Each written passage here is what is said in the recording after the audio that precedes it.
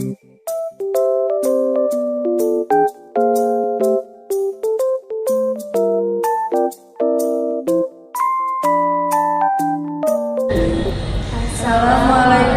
warahmatullahi wabarakatuh. Kami dari kelas 96 akan menyampaikan materi tentang masuknya agama Islam di Indonesia pertama kali. Sebelumnya, perkenalkan saya Cici Putri Binta, saya lulusan Putri,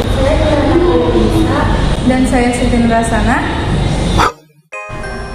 Materi yang pertama adalah waktu masuknya Islam di Indonesia pertama kali. Menurut pendapat pertama, agama Islam masuk pertama kali di Indonesia pada abad pertama Hijriah atau pada abad ke-7 Masehi. Sedangkan menurut pendapat kedua, masuknya agama Islam di Indonesia meyakini bahwa pada abad ke-13 Masehi.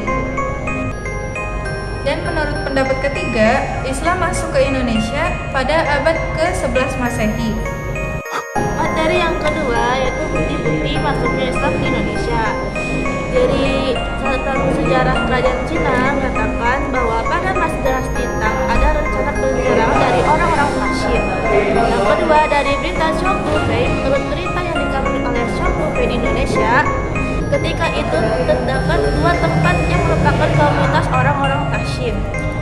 Yang ketiga, dari berita Jepang, menurut berita dari Jepang diceritakan tentang perjalanan pendeta Kanship ke Indonesia.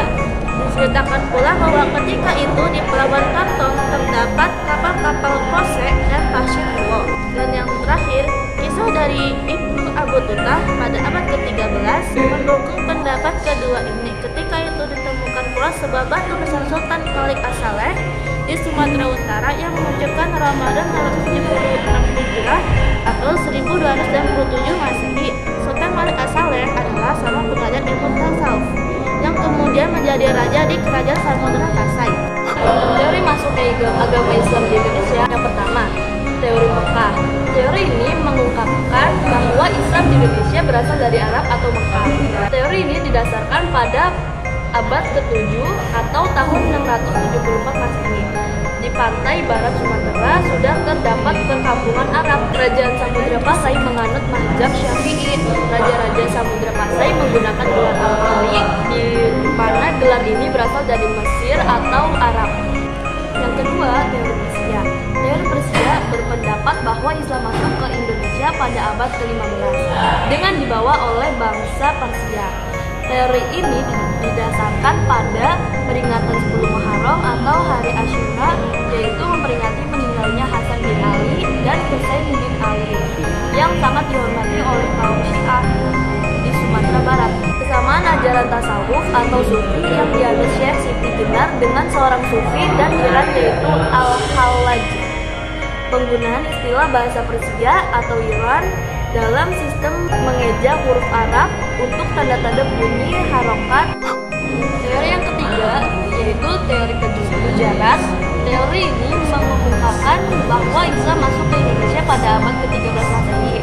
Teori ini didasarkan pada adanya kesamaan unsur-unsur Islam di Indonesia dengan di India.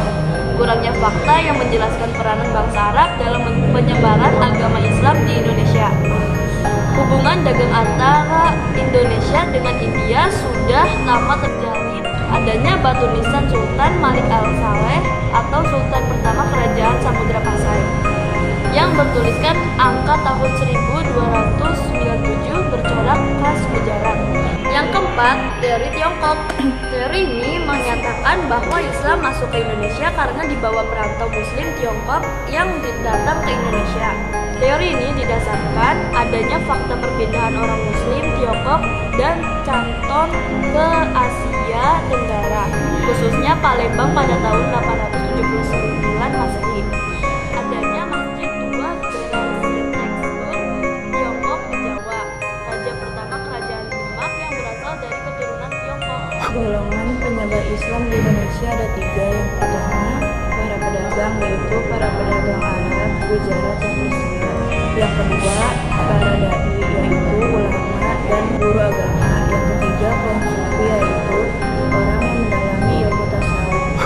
Di Indonesia terdapat 2 kelompok besar penerima ajaran Islam. Kelompok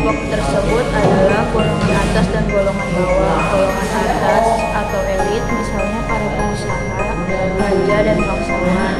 Sedangkan kelompok bawah adalah dari kalangan wong cilik atau masyarakat